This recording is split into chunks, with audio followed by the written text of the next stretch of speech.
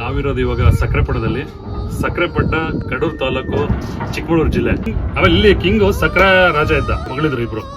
ಒಬ್ರು ದೊಡ್ಡ ಮಗಳು, ಒಬ್ರು ಚಿಕ್ಕ ಮಗಳು. ದೊಡ್ಡ ಮಗಳಿಗೆ ಒಂದು ಊರಿಗೆ ಕೊಡ್ತಾರೆ. ದೊಡ್ಡ ಮಗಳಿಗೆ ಒಂದು ಊರಿಗೆ ಕೊಟ್ಟಾಗ ಅದ್ರ ಹೆಸರು ದೊಡ್ಡ ಮಗಳೂರು ಅಂತ ಆಯ್ತು. ಇನ್ನೊಂದು ಚಿಕ್ಕ ಮಗಳಿಗೆ ಊರಿಗೆ ಕೊಡ್ತಾರೆ, ಅದು ಚಿಕ್ಕಮಗಳೂರು ಆಯ್ತು.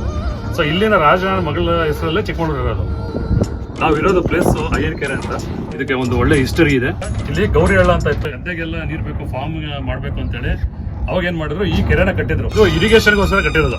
ರುಕ್ಮಾರಗೌಡ ರಾಯ ಅಂತ ಹೆಸರು, ಅವನು ಕಟ್ಟಿರೋದು. 12th ಸೆಂಚುರಿಯಲ್ಲಿ ಇದು ಕೆರೆ ಕಟ್ಟಿರೋದು ಆಕ್ಚುಲಿ, ಅಯ್ಯನಕೆರೆ ಅಂತ. ಅಡಿಕೆ ತೆಂಗು ತುಂಬಾ ಫೇಮಸ್. ಆಮೇಲೆ ಇನ್ನೊಂದು ಏನಂದ್ರೆ, ನೀವು ಟೆಕ್ಸ್ಟ್ ಬುಕ್ ಅಲ್ಲೆಲ್ಲ ಓದಿರ್ತೀರ, ಸಕ್ರೆಪಟ್ಟಣಕ್ಕೆ ಏನ್ ಫೇಮಸ್ ಅಂದ್ರೆ ಹಲಸಿನ ಹಣ್ಣು.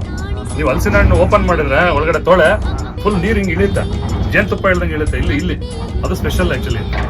ಇಲ್ಲಿ ಒಂದು ದಂತಕಥೆ ಇದೆ. ರಾಜ ಕೆರೆ ನೋಡ್ಕೊಳ್ಳೋಕೋಸ್ಕರ ಹೊನ್ನ ಮತ್ತೆ ಚೆನ್ನಬಿಲ್ಲ ಅವರಿಗೆ ನೇಮಿಸಿರ್ತಾನೆ. ಈ ಕೆರೆಯಿಂದ ಒಂದು ಶರೀರವಾಣಿ ಕೇಳಿಸುತ್ತೆ. ಆ ಗಂಗಾಮಾತೆ ಹೇಳ್ತಾರೆ, ಈ ಪ್ರಭಾವದಿಂದ ನಿಮ್ಮ ಊರೆಲ್ಲ ಕೊಚ್ಚೋಗುತ್ತೆ ಅಂತೇಳಿ. ಗಂಗಾಮಾತೆ ಹತ್ರ ರಿಕ್ವೆಸ್ಟ್ ಮಾಡ್ಕೊಳ್ತಾರೆ, ನಾವು ಊರಿಗೆ ಹೋಗಿ ರಾಜಂಗೆ ಹೇಳ್ಬಿಟ್ಟು ಬರೋರ್ಗೂ ಹಾಗೆ ಇರಬೇಕು ಅಂತೇಳಿ. ಆಮೇಲೆ ಊರಿಗೆ ಹೋದ್ಮೇಲೆ ಅವರು ಯೋಚನೆ ಮಾಡ್ತಾರೆ, ನಾವು ವಾಪಸ್ ಹೋದರೆ ಮತ್ತೆ ಪ್ರವಾಹ ಆಗುತ್ತೆ ಅಂತ. ಈ ಕೆರೆಗೆ ಅವ್ರು ಹಿಂತಿರುಗೋದಿಲ್ಲ, ತಮ್ಮ ಶಿರಛೇದನ ಮಾಡ್ಕೊತಾರೆ. ಪ್ರವಾಹನೂ ಆಗಲ್ಲ. ಅವ್ರ ಹೆಸರಲ್ಲೇ ಇಲ್ಲಿ ಮಂಟಪನೂ ಮಾಡಿದ್ದಾರೆ. ಸೊ ಅದು ಒಂದು ಒಳ್ಳೆ ಹಿಸ್ಟ್ರಿ. ಆಮೇಲೆ ಇದು 7 ಕೆರೆ ನೀರು ತುಂಬಿದ್ರೆ 7 ಗುಡ್ಡ ಮುಳುಗುತ್ತೆ. ಅದರಲ್ಲಿ ಒಂದು ಚಕೋನಗಿರಿ ಅಂತ. ಚಕೋನಗಿರಿ ಅಂದ್ರೆ ದೊಡ್ಡ ಬೆಟ್ಟ, ಅಲ್ಲಿಂದನೇ ಇದು ನೀರೆಲ್ಲ ಬರೋದು. Historical place. ನೀವು ಹಂಗೆ ಸಿಟಿಗೆಲ್ಲ ಹೋದ್ರೆ ಇವಾಗ ರಾಜರು ಯೂಸ್ ಮಾಡ್ತಿರೋ ಫಿರಂಗಿ ಹಂಗೆ ಇಟ್ಟಿದ್ದಾರೆ.